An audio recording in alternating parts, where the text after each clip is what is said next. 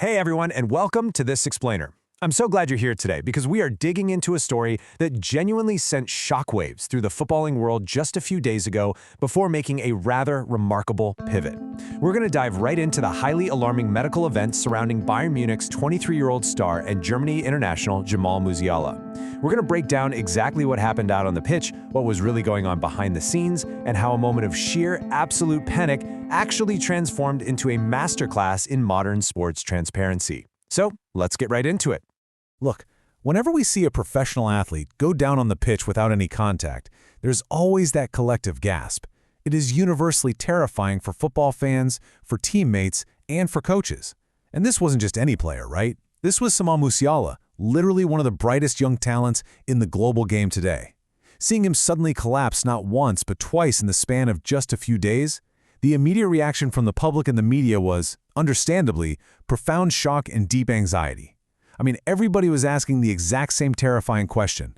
What on earth could possibly be wrong with this 23-year-old elite athlete?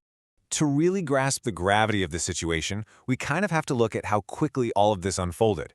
The initial warning sign popped up during a weekend friendly against RB Leipzig. Musiala left the field on his own 2 feet, but reports noted he looked distinctly dazed. Okay, then we get to Tuesday.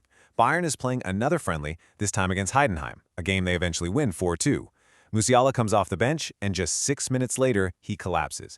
Players from both teams immediately rush over, surrounding him as he gets medical treatment right there on the grass before being helped off the pitch. As you can imagine, the rumor mill went absolutely into overdrive. But then, just a few days later, the entire narrative shifted, and that was all thanks to a direct announcement on Instagram from Musiala himself. That's right. The answer to the mystery came straight from the player. Taking to social media, Musiala personally diagnosed the issue for the world. He explained that he had experienced what are known as absence seizures, and he was incredibly clear in pointing out that this is a temporary but easily treatable neurological problem. Basically, this wasn't some sudden career-ending heart issue or an inexplicable physical breakdown. By putting a very clear, clinical name to those terrifying visuals we all saw on the pitch, he instantly demystified the whole thing. He showed the fans and the footballing world exactly why Bayern Munich's medical staff weren't hitting the panic button. Now you might be wondering, if this is a totally manageable condition, why did it happen now? What actually caused a top-tier athlete to collapse twice in 1 week? Well, the trigger was actually incredibly straightforward. It was a simple change in his medication. Coach Vincent Kompany later confirmed this, explaining that as part of Musiala's ongoing treatment for this neurological condition, they adjusted some things, and unfortunately, that adjustment came with some visible side effects. This is a massive distinction to make. These collapses were not a brand new medical crisis erupting out of nowhere. They were quite literally just the side effects of tweaking an ongoing treatment plan. Here is where the story gets really fascinating, though. This whole situation, it wasn't a sudden shock to the club at all. Bayern's sporting director, Max Eberl, revealed a pretty surprising truth. He said, "We've known about it the entire last season. The players also knew about it. For us, it's become part of everyday life." I mean, just think about that for a second. While the public was reeling from the footage of his collapse, behind closed doors at Bayern Munich, this neurological disorder was already a well-managed, widely understood reality. It was just a completely normalized part of Musiala's everyday life as a player. Eberl went on to clarify exactly how the club is handling the fallout of this very public medication adjustment. He noted that, yes, changing the medication is what made this private situation public, but more importantly, pay attention to the tone of the club's response here. He said, "We will give him all our support, have already done so, and will continue to do so. We're doing this together." This just brilliantly showcases a unified, highly supportive front from Bayern's management. There's no blame being thrown around, there's no panic. It's just an organization wrapping its arms around its star player as they navigate a medical bump in the road in the public eye.